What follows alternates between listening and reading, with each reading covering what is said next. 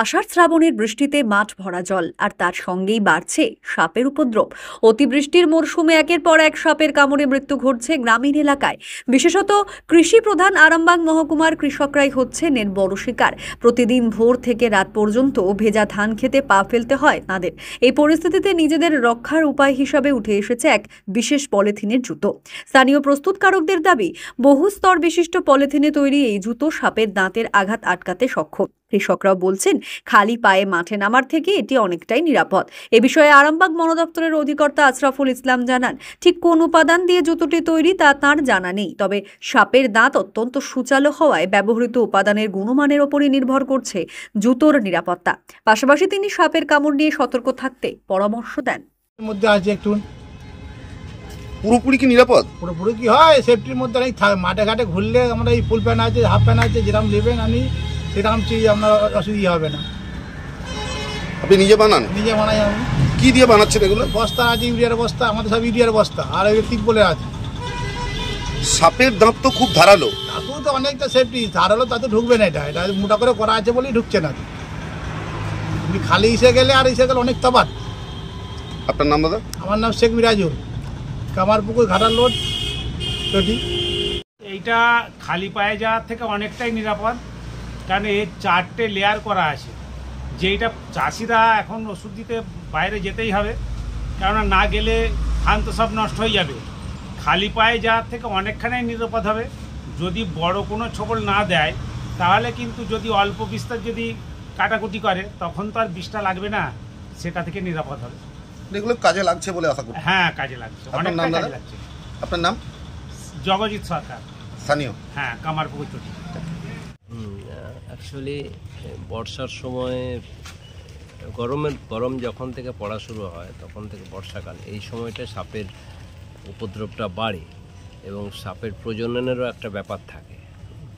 শুধু মাঠে ঘাটে নয়, আমাদের যখন মাঠে আবার বেশি জল থাকছে তখন ডাঙাতে যেখানে লোকালয় আছে, ঘরবাড়ি আছে, সেখানেও প্রচুর পরিমাণ সাপ চলে আসছে।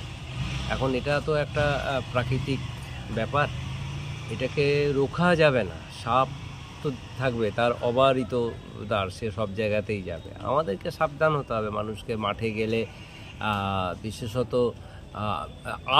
আলগুলো, দুটো জমির যে আল, ওই জায়গাতে অনেক সময় দেখা যায় যে সাপ হচ্ছে যে ঘাপটি মেরে রয়েছে, ওই একটু উঁচু জায়গা পাচ্ছে, যদি জমিগুলো জল থাকছে তো ওই আলে উঠে বসে থাকছে।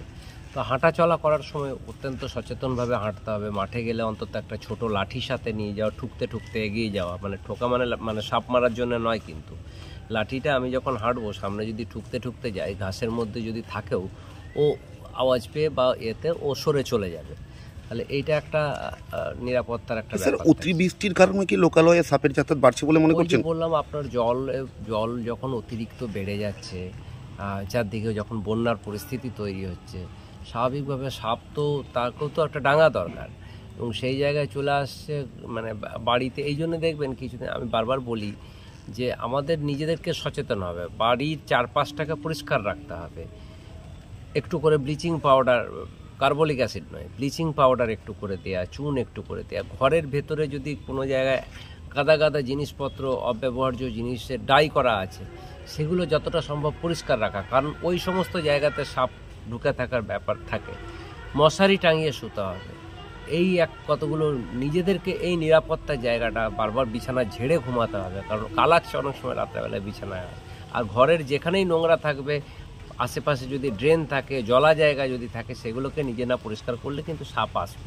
সাপ এই সমস্ত জায়গাতেই থাকে, সুতরাং নিজেদেরকে সচেতন হবে। সব থেকে সাপের কামড়ে বেশি শিকার হন কৃষকরা। তো তাদেরকে মাঠে যেতেই হয় কৃষিকার্যের জন্য। তো তাদের পক্ষে কি স্যার, আপনি যে লাঠির কথা বলছেন, এইভাবে ব্যবহার করে কৃষিকাজ করতে পারবে, কি বলবেন? না, আমি তো সম্ভাব্য একটা সম্ভব, অনেক কিছুই সম্ভব নয়। তাহলে অ্যাকচুয়ালি হিসাব মতো যদি যেতে হয়, আমি বলবো যেটা অন্যান্য দেশে আমরা দেখে থাকি যে গামবুট পরে যাচ্ছে, তো সেটা কি আমাদের ঘরের চাষিদের পক্ষে সম্ভব? প্রত্যেককে কি গামবুট পরে মাঠে চাষ করতে পারবে? বাট সেটা তো একটা নিরাপত্তার দিক, আমি নিরাপত্তার দিকটা বললাম। এবার লাঠি বলতে কি, গ্রামে গঞ্জে বাঁশ গাছ তো আছে, কঞ্চি তো একটা করে পাওয়া যেতে পারে। জাস্ট একটু করে হচ্ছে যে, বিশেষত সন্ধ্যের পর, দিনের বেলায় তো তাও চোখে পড়ে বিকেলের দিকে সন্ধ্যের দিকে তখন কিন্তু চোখে পড়বে না, আলগুলো অন্ধকার থাকছে। তো লাঠিটা ঠোকার অর্থ এটাই হচ্ছে যে সাপটা কিন্তু যখন মাটিতে কোনো কিছু ধাক্কা খাবে, ওর যেহেতু বহিঃকর্ণ নয়, ওর অন্তঃকর্ণ রয়েছে, হাওয়ায় ভেসে আসা শব্দ অতটাও শুনতে পায় না, কিন্তু মাটিতে যদি ভাইব্রেশন হয় তার আওয়াজটা কিন্তু ও পায়। তাহলে ওই ঠোকার আওয়াজ পেলে ও কিন্তু সরে যাবে, তাহলে বিপদের সম্ভাবনাটা কম থাকবে।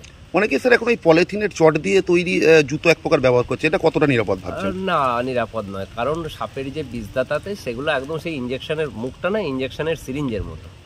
হ্যাঁ, খুব যদি মোটা না হয় না, তাহলে ও ফুটো করে ঢুকে যাবে। ও যদি ব্রাইট করে না, তাহলে আমি পলিথিনের যদি কিছু একটা আস্তরণ আমার থাকে, সে পলিথিনের আস্তরণ ফুটো করে ও ঢুকে যাবে।